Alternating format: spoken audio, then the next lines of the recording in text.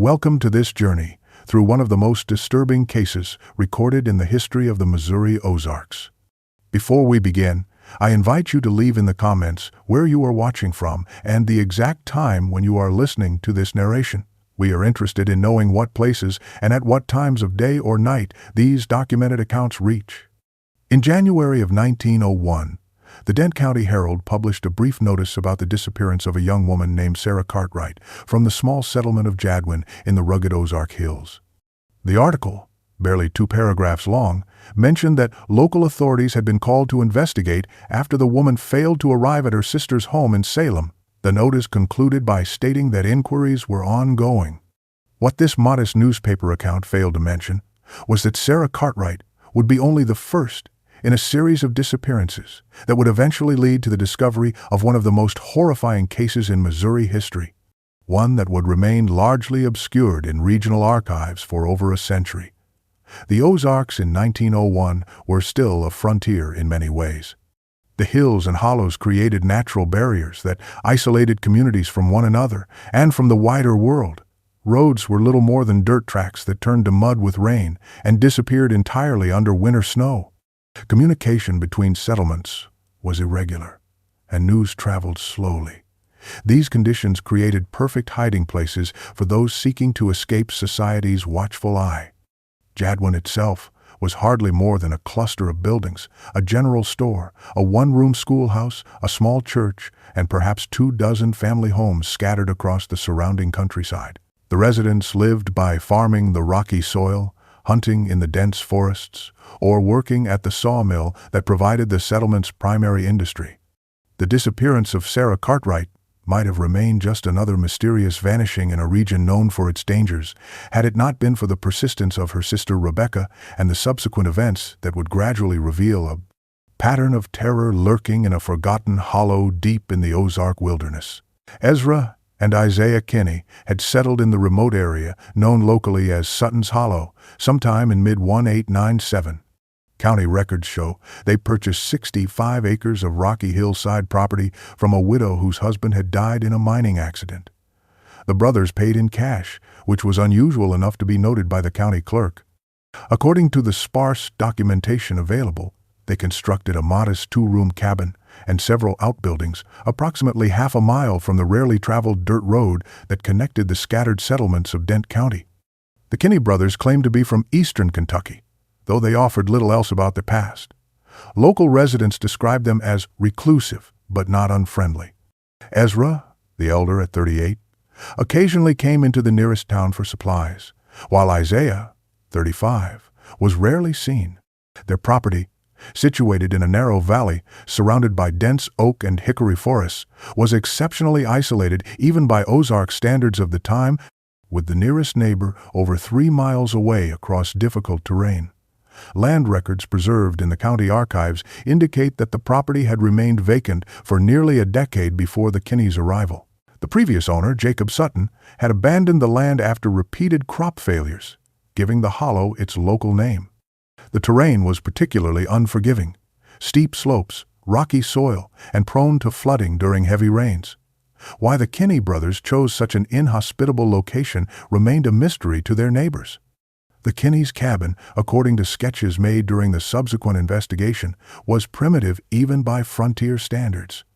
Built of rough-hewn oak logs with a fieldstone chimney, it featured only 2 rooms separated by a central fireplace. The larger outbuilding, positioned behind the main structure, was described as a combination workshop and storage shed. What struck visitors to the property, the few who ever ventured there, was the unusual number of locks and reinforcements on both structures. Martha Wilson, who operated the general store in Jadwin, later recalled that Ezra purchased an excessive quantity of padlocks and metal hinges during their first year of residence, explaining they had trouble with animals getting into their stores. From the beginning, there was something peculiar about the Kinney brothers that caused unease among those who encountered them.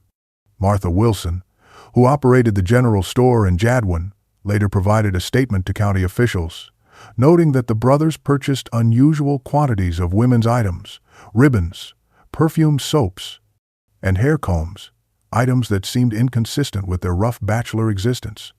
When questioned, Ezra would claim they were gifts for cousins back east.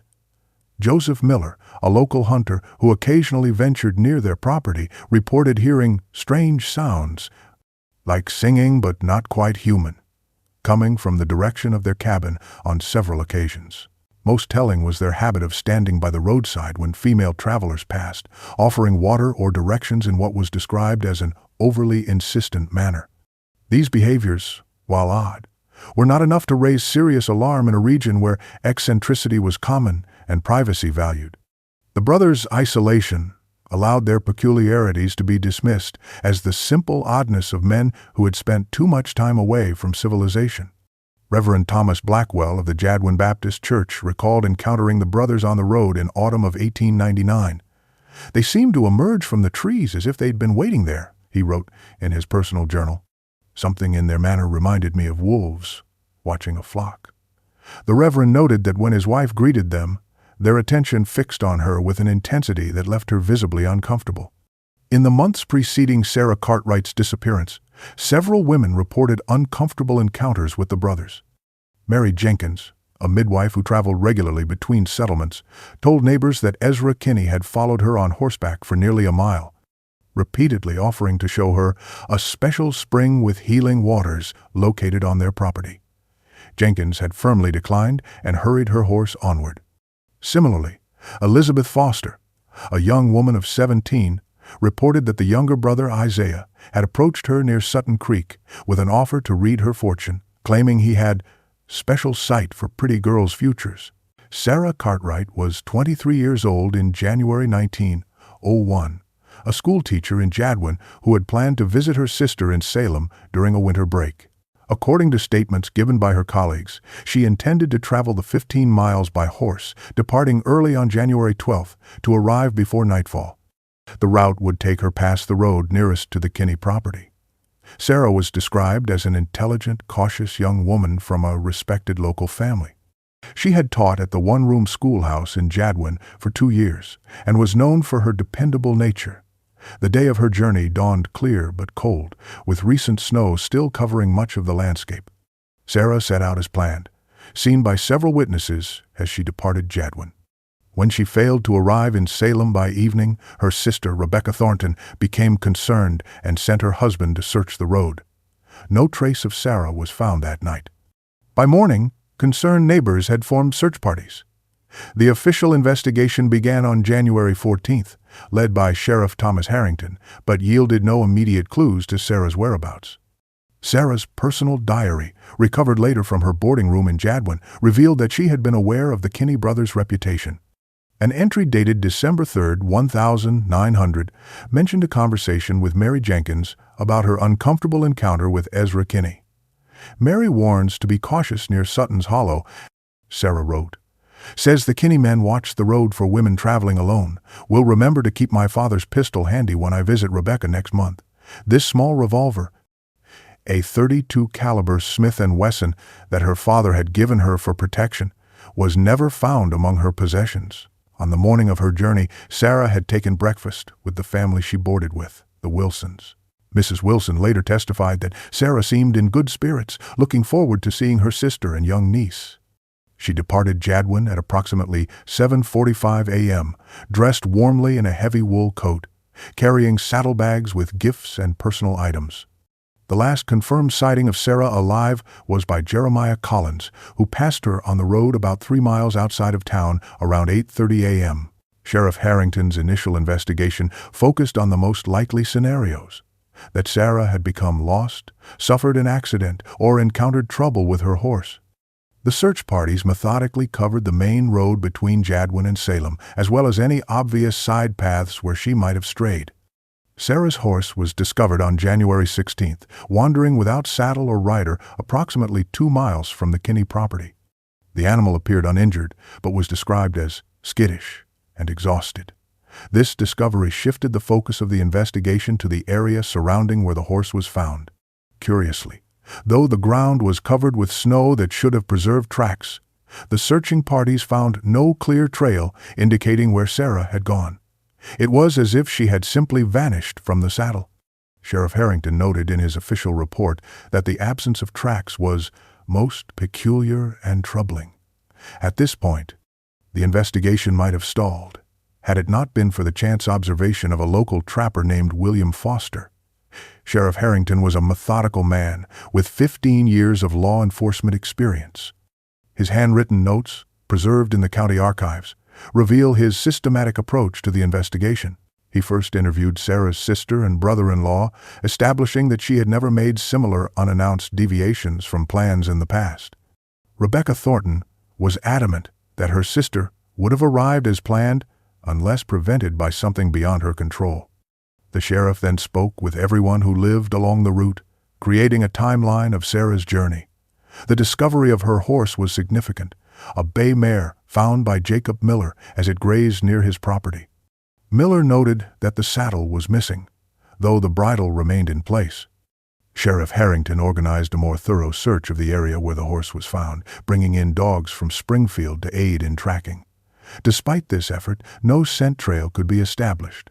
The sheriff later wrote in his report, "It is as though Miss Cartwright and her belongings were lifted from the horse and carried away, leaving no trace upon the ground." William Foster had not been part of the official search parties.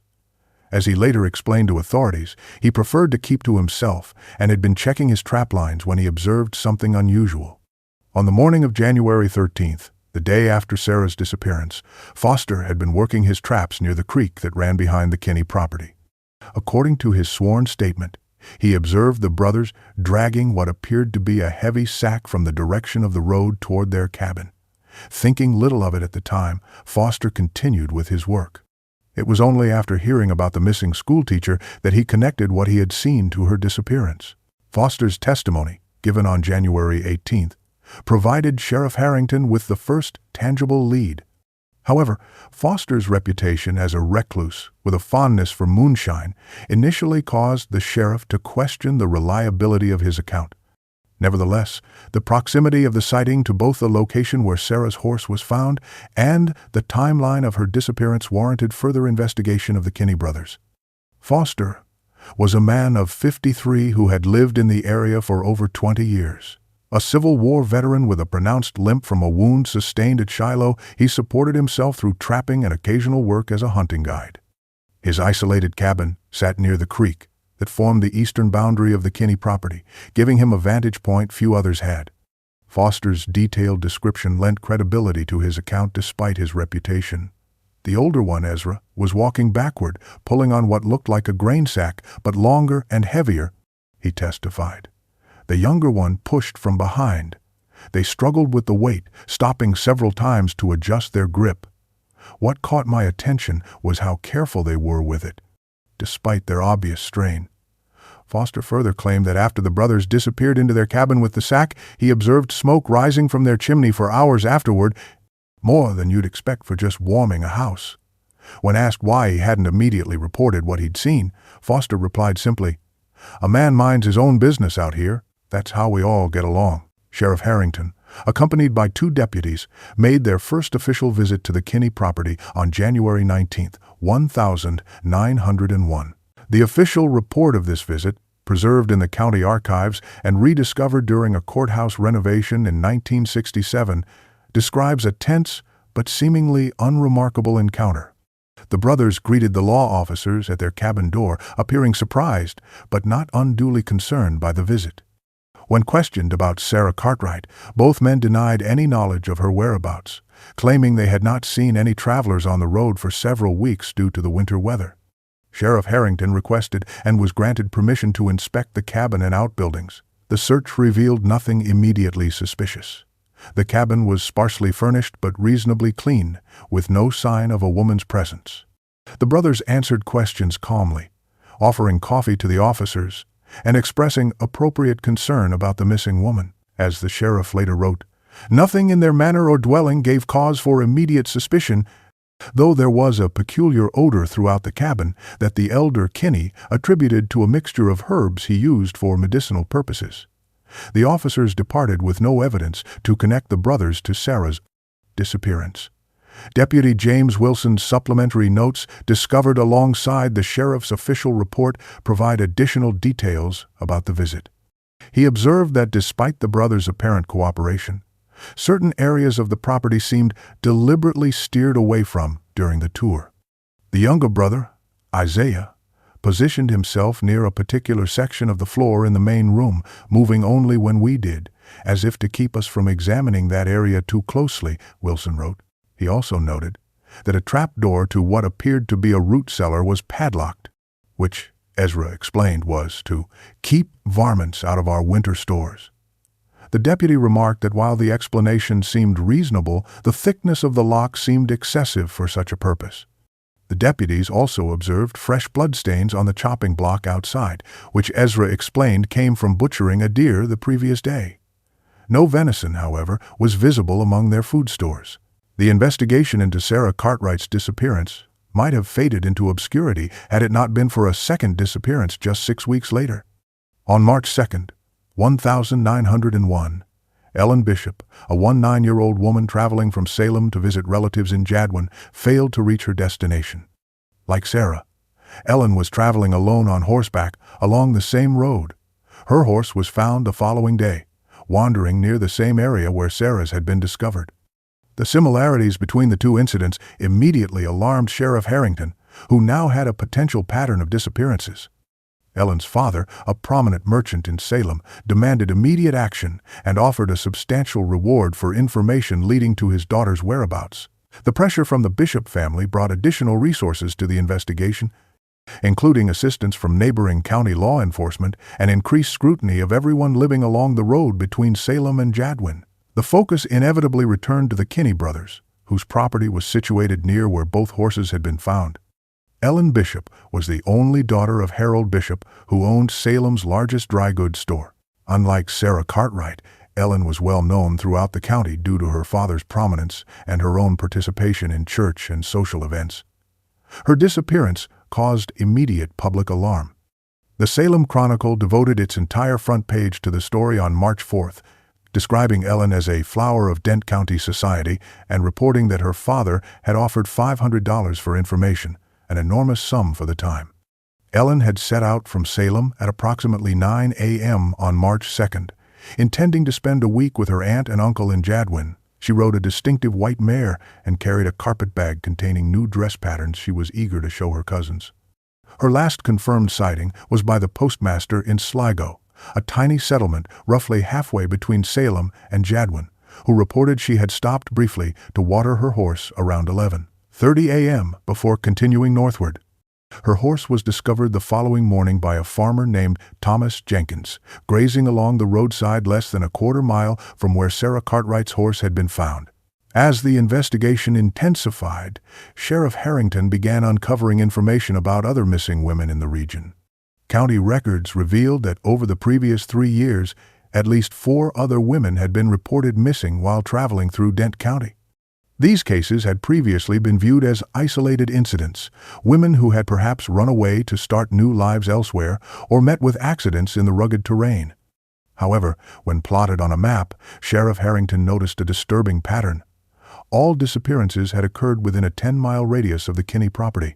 Furthermore, all missing women fit a similar profile: young, traveling alone, and passing through remote areas of the county. Most significantly, the frequency of disappearances had increased since the Kinney brothers' arrival in the area in 1897. None of the missing women had ever been found, dead or alive, and in each case, the investigations had eventually stalled due to lack of evidence.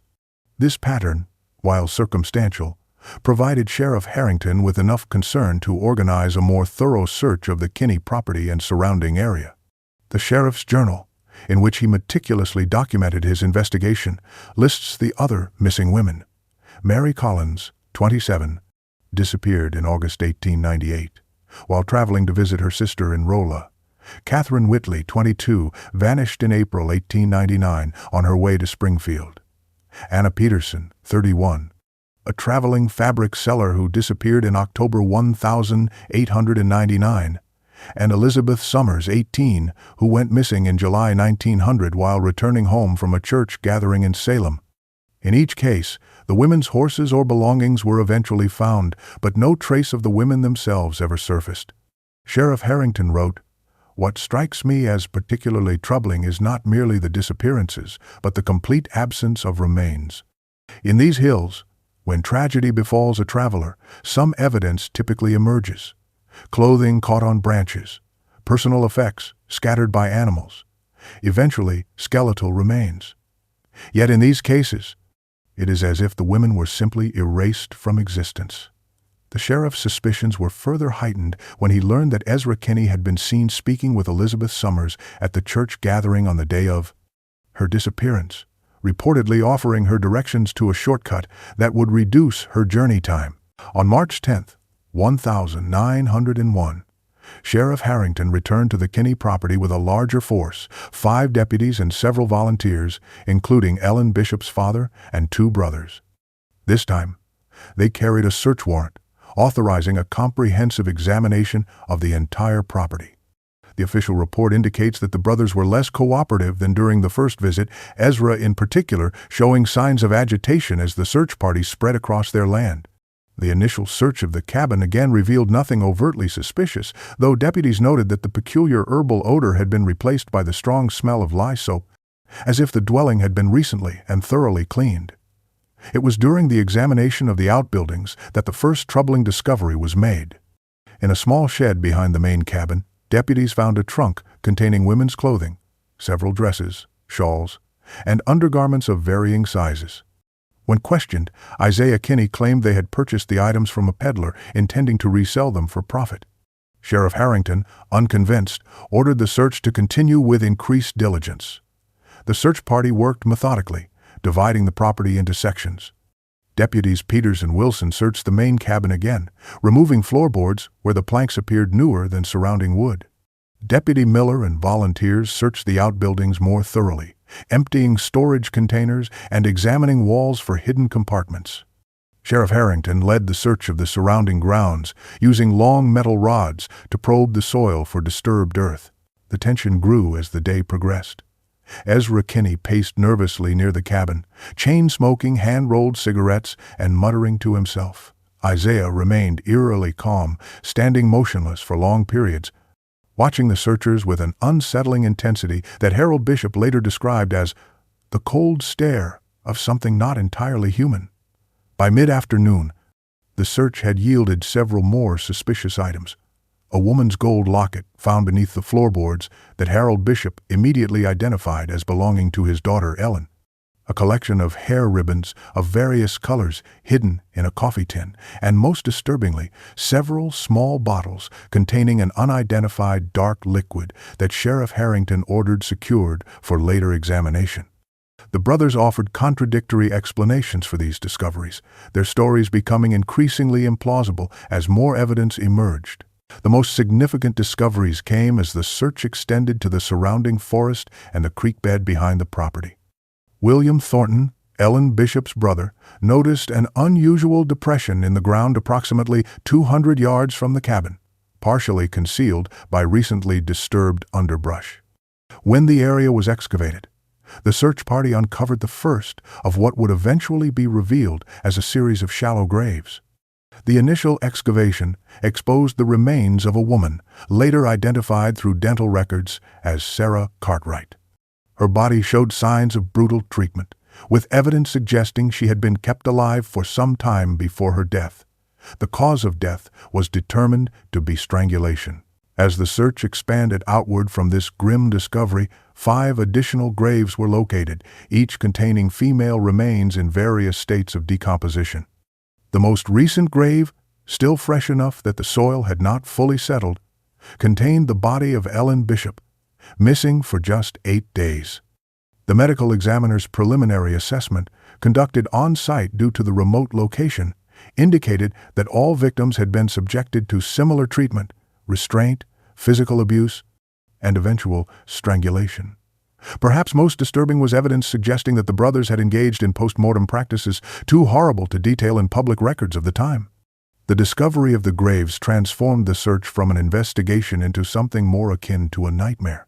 Harold Bishop collapsed upon seeing his daughter's remains, while Sheriff Harrington, a man who had witnessed the aftermath of frontier violence and Civil War battlefields, was visibly shaken. "In my 20 years of law enforcement," he later wrote, "I have never encountered such deliberate and methodical evil." The graves had been dug in a rough semicircle, facing a large oak tree, each approximately 3 feet deep, shallow enough for quick burial, but deep enough to prevent scavenging animals from exposing the remains. Each body had been wrapped in burlap sacking before burial, and each grave was marked with a small, smooth stone placed at the head. The stones, when examined, revealed faint markings, crude initials, and dates scratched into the surface. The medical examiner, Dr.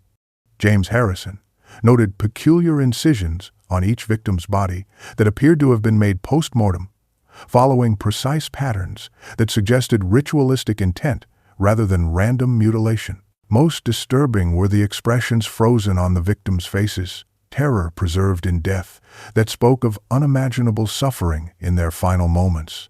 While the graves were being discovered in the woods, deputies continuing to search the Kinney property made an even more horrifying discovery. Behind a false wall in the root cellar beneath the cabin, they found a hidden chamber approximately 8 feet square. The space, accessed through a concealed trapdoor, contained evidence that would shock even the most hardened law officers. Chains attached to the walls, a blood-stained table with leather restraints, and a collection of crude implements clearly designed to inflict suffering revealed the brothers' true activities. Most disturbing were the trophies carefully arranged on a shelf. Jewelry, locks of hair, and personal items that would later be identified as belonging to at least 12 different women, including some who had never been reported missing. A journal found in the chamber, written in Isaiah Kinney's hand, detailed the brothers' actions with clinical precision, including their methods of capturing women from the road and the procedures they performed on their victims. The journal entries, too graphic to be included in official reports, provided insight into the depths of depravity the brothers had reached in their isolated existence. Deputy James Wilson discovered the hidden chamber when he noticed that the dimensions of the root cellar didn't match the exterior measurements of the structure. Tapping on the rear wall revealed a hollow sound, and further examination exposed a cleverly disguised door. The chamber had been carefully constructed, with walls lined with rough planks to muffle sound and a small ventilation shaft that extended up through the chimney structure. A single oil lamp provided the only light in the windowless space. The floor had been dug several feet below the level of the cellar and lined with flat stones. A crude drainage channel ran along one side, emptying into a deeper pit filled with lime. The implements found in the chamber included medical tools stolen from a doctor's office in Springfield, according to later investigation. These were kept meticulously clean and arranged in precise order on a small table, alongside homemade devices crafted from farm implements and household items. The journal, bound in what appeared to be human skin, contained entries dating back to 1889, suggesting the brothers' activities had begun long before their arrival in Missouri. Sheriff Harrington sealed the chamber immediately after documentation, later ordering it filled with cement, and the entrance collapsed. As the search party's discoveries mounted, tensions escalated dramatically. The official report states that at approximately 4:30 p.m., while deputies were documenting the contents of the hidden chamber, Ezra Kinney broke free from his guards and attempted to flee into the forest. In the ensuing chase, shots were fired. Ezra was wounded but continued running until he reached the edge of a limestone bluff overlooking the creek. Rather than surrender, witnesses reported that he turned to face his pursuers and, with what was described as an inhuman howl, leapt from the cliff. His body was recovered from the creek bed below, the fall having been fatal. Isaiah Kinney, upon hearing of his brother's death, reportedly showed no emotion. He remained silent as he was restrained and transported to the county jail in Salem. The property was secured as evidence, with deputies remaining overnight to ensure nothing was disturbed before a more thorough forensic examination could be conducted in daylight. The circumstances of Ezra's escape attempt were detailed in Deputy Miller's report. Ezra had been secured with handcuffs, but managed to slip them when his guard momentarily looked away. He struck Deputy Peters with surprising strength, knocking him unconscious before seizing Peters' revolver and firing twice at the other officers. Neither shot found its target. Ezra then fled with unexpected speed through the underbrush toward the creek. Deputy Wilson and William Thornton pursued him, with Wilson firing 3 warning shots. The final shot struck Ezra in the shoulder but failed to stop his flight. When cornered at the bluff's edge, Ezra displayed behavior that witnesses described as more animal than human. He crouched like a cornered beast, Wilson wrote, then straightened and let out a sound I hope never to hear again. Not a man's scream, but something deeper, older, like the cry of something that should not exist in this world. Several witnesses reported that just before jumping, Ezra shouted words in an unfamiliar language. The fall was approximately 60 feet onto jagged rocks. Despite the height and the rocks, Ezra survived the initial impact, according to those who reached his body first. He died minutes later, his last words reportedly being, "We will return when the hollow fills with moonlight," a phrase similar to one found repeatedly in Isaiah's journal. Isaiah's reaction to news of his brother's death was perhaps most disturbing. He simply nodded once and said, "The vessel broke, but the essence remains." Isaiah Kinney remained in custody at the Dent County Jail for 2 weeks before finally speaking. His confession, given to Sheriff Harrington on March 25, 1901, and transcribed by a court clerk, provided disturbing insights into the brothers' background and motivations. According to Isaiah, they were not actually from Kentucky as they had claimed, but from a remote area of West Virginia where they had grown up in almost complete isolation. Their father, whom Isaiah described as a God-fearing man with special knowledge, had raised them to believe that women possessed spiritual essences that could be captured and consumed to grant strength, longevity. The brothers had begun their killing spree long before arriving in Missouri, leaving a trail of victims across Kentucky and Tennessee before settling in the Ozarks. Isaiah spoke of their victims not as people but as vessels and sources, using a twisted vocabulary that suggested severe psychological disturbance. Most chilling was his complete lack of remorse, and his insistence that he and his brother had been engaged in necessary work that had been entrusted to them by higher powers. The confession included details that matched evidence found at the scene and information about victims that could only have been known to their killer. Isaiah's confession, which spans 27 handwritten pages in the county archives, reveals a worldview so distorted it defies conventional understanding. He described being taught from childhood that certain women, those possessing what he called the glow, contained spiritual essences that could be harvested through specific rituals. These essences supposedly allowed the brothers to maintain youth and vitality. Isaiah claimed to be 45 years old rather than 35, attributing his youthful appearance to these practices. He described their father, teaching them to identify suitable vessels by observing subtle characteristics, the way light reflected in their eyes, the cadence of their breathing, the tone of their voices.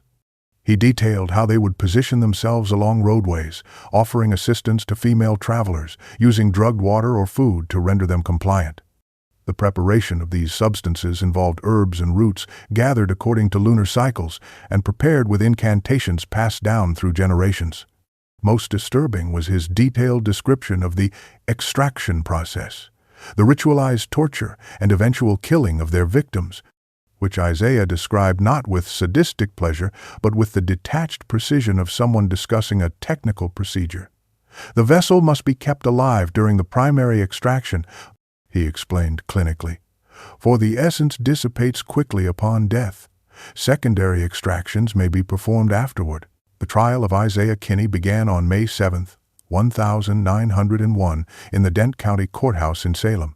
Due to the heinous nature of the crimes and the intense local interest, special security measures were implemented, with armed guards positioned throughout the building. The prosecution, led by County Attorney James Wilson, presented overwhelming physical evidence collected from the Kinney property, including the journal, items belonging to victims, and detailed testimony from the medical examiner regarding the condition of the recovered bodies. Isaiah's own confession was read into the record, though he remained largely silent throughout the proceedings, staring unblinking at the witnesses with what one observer described as the cold eyes of a creature not fully human. The defense, appointed by the court, attempted to argue that Isaiah was mentally unsound and therefore not responsible for his actions. but the calculated nature of the crimes and the brothers' efforts to conceal their activities undermined this strategy. After deliberating for less than 2 hours, the jury returned a guilty verdict on all counts. On May 10, 1901, Judge Henry Blackwell sentenced Isaiah Kinney to death by hanging, declaring that his crimes represent a degree of depravity beyond the comprehension of civilized minds. The Salem Chronicle described the courthouse as packed beyond capacity, with spectators coming from as far away as St. Louis to witness the proceedings. Women from throughout the county attended, many weeping openly, as details of the crimes were revealed. Several fainted during the medical examiner's testimony and had to be carried from the courtroom. Isaiah sat immobile throughout, displaying neither concern nor interest, except when the journal was presented as evidence. At this point, according to multiple observers, a slight smile crossed his face. This reaction so disturbed one juror that he requested to be excused, though his request was denied. The defense attorney, Thomas Blackwell, no relation to the judge, faced an impossible task. His argument that Isaiah suffered from religious mania gained little traction with the jury of local men, many of whom had participated in the search for the missing women. When Isaiah was asked if he wished to make a statement before sentencing, he spoke for the first time during the trial, saying simply, "The work continues. Others will complete what we began." This cryptic statement sent murmurs through the courtroom and was widely reported in newspapers across the state. Judge Blackwell's sentencing remarks were unusually passionate for legal proceedings of the era. He stated that he had never encountered crimes of such calculated cruelty and that Isaiah's actions represented an offense against humanity itself. Isaiah Kinney spent his final months in a specially reinforced cell in the Salem jail. Guards reported bizarre behavior, including long periods of chanting in an unrecognizable language, elaborate rituals performed with his meals, and conversations with his dead brother whom he claimed visited him nightly. He made no further official statements but did produce dozens of pages of writing in a script that combined English letters with strange symbols. These writings, preserved in the state archives, have been studied by linguistic experts who believe they represent a unique language developed by the brothers during their isolated childhood. Isaiah refused all religious counsel and showed no sign of remorse as his execution date approached. His last meal request was unusual: raw meat and a mixture of herbs similar to those found in the cabin. This request was denied. On September 12, 1901, Isaiah Kinney was hanged in the courthouse yard before a crowd of over 300 spectators. Witnesses reported that he went to the gallows without resistance, his final words being a cryptic statement. "We will return when the moon fills the hollow." His body was buried in an unmarked grave at the far edge of the Salem cemetery, as far as possible from other interments at the insistence of local residents. Jail records, meticulously kept by Sheriff Harrington, document Isaiah's increasingly strange behavior as his execution date approached. Guards were instructed to observe him constantly and record his activities. These records note that Isaiah slept only during daylight hours, remaining awake throughout the night, often standing motionless in the center of his cell for hours facing east. He refused most food, accepting only water and occasionally raw vegetables, which he would arrange in specific patterns before consuming. Most disturbing to the guards was his habit of whispering to the empty corner of his cell during the darkest hours of night, pausing as if listening to responses. The writings he produced were created using his own blood as ink, applied with a splinter of wood from his meal tray. When this was discovered, all wooden items were removed from his cell. Yet the writings continued to appear, the source of the blood and writing implement remaining a mystery that troubled the guards. Dr. James Harrison, who examined Isaiah weekly, noted in his medical reports that despite minimal food intake, Isaiah's physical condition remained surprisingly robust. "He displays none of the expected signs of malnourishment or declining health," Harrison wrote, "maintaining unusual strength and vitality despite circumstances that should produce marked deterioration." On the morning of his execution, Isaiah was found to have carved symbols into his skin overnight, intricate patterns covering his chest and arms that corresponded to markings found in his journal and at the crime scene. Following the execution, authorities from neighboring states became interested in the Kinney case, suspecting the brothers might be responsible for unsolved disappearances in their jurisdictions. A more comprehensive investigation was launched, tracing the brothers' movements prior to their arrival in Missouri. Records uncovered in West Virginia confirmed Isaiah's claims about their origins. They were indeed from an isolated hollow in the Appalachian Mountains where their family had lived for generations with minimal contact with the outside world. Local legends in the area spoke of the Kinney family's strange practices and beliefs, including rumors of cannibalism and ritualistic behaviors. Investigators tracking the brothers' path from West Virginia through Kentucky and Tennessee identified at least 11 additional likely victims, though the true number will never be known. The Kinney property in Dent County was eventually burned to the ground on the orders of the county commissioners, who deemed it a place of evil that should be cleansed by fire. For years afterward, locals avoided the area, claiming that strange sounds could be heard in the hollow on certain nights, particularly when the moon was full. Detective James Miller from the Kentucky State Police traveled to Dent County in October 1901 to review evidence from the case. His subsequent investigation connected the Kinneys to the disappearances of 4 women along the Kentucky-Tennessee border between 1895 and 1897. Personal items belonging to these women were among those recovered from the hidden chamber. Miller's report, submitted to the Kentucky governor in January 1902, concluded that the brothers had developed a consistent pattern of establishing isolated residences near travel routes, abducting women who passed by and then moving on when suspicions arose. The West Virginia investigation proved most revealing about the brothers' origins. County records from McDowell County identified their father as Jeremiah Kinney, described in church records as a hermit preacher who established a small sect in an isolated hollow sometime in the 1852. A missionary who visited the area in 1872 wrote of encountering a disturbing cult-like group engaged in practices with clear pagan elements despite their use of Christian terminology. This missionary reported that Jeremiah Kinney claimed to possess ancient knowledge passed down through generations, including rituals that could extract the life essence from suitable vessels. The investigation also revealed that the Kinney brothers had fled West Virginia following their father's death in 1889, possibly murdered by local residents who had grown suspicious of the family. The case of the Kinney brothers has largely faded from public memory, relegated to obscure historical archives and local folklore in the Ozarks. Unlike more famous criminals of their era, the brothers' story remained primarily a regional concern, perhaps because the full details were considered too disturbing for widespread reporting in the newspapers of the time.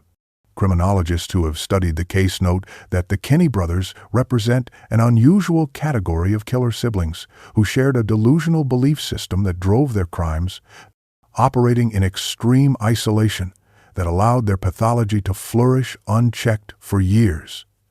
The geographical setting played a crucial role in facilitating their activities. The remote Ozark Hills, with their dense forests, sparse population, and limited law enforcement, provided perfect conditions for predators to operate undetected. Today, the hollow where the Kinney cabin once stood has been reclaimed by the forest, though locals still speak of it as a bad place to be avoided after dark. The case serves as a disturbing reminder of a darker chapter in Ozark history, when isolated roads could lead unwary travelers into encounters with an evil that wore a human face. For the families of the Kinney brothers' victims, the horror never truly ended. The questions of what their loved ones experienced in their final hours haunted them for generations, a legacy of trauma passed down through the years like a terrible inheritance. In the words of Ellen Bishop's father, recorded in a letter found among his personal effects after his death, "Some wounds cannot heal in this life. Some knowledge cannot be forgotten once learned. The darkness that dwelled in those men has stained this land in ways invisible to the eye but felt by the soul. Occasional academic interest has kept the case from disappearing entirely from historical record." A 1973 article in the Journal of Criminal Psychology examined the brothers as an example of Shared psychosis, where delusional beliefs are transmitted between closely associated individuals. A 1998 dissertation from the University of Missouri analyzed the case in the context of frontier justice and rural law enforcement limitations. Despite scholarly interest, the case remains largely unknown outside specialized academic circles. Perhaps this obscurity is fitting. Some horrors are best remembered only as cautionary whispers rather than celebrated in the pantheon of infamous crimes. The hollow itself remains uninhabited, the land never reclaimed for human settlement. Those who venture near report an inexplicable sense of dread that grows stronger as one approaches the site where the cabin once stood.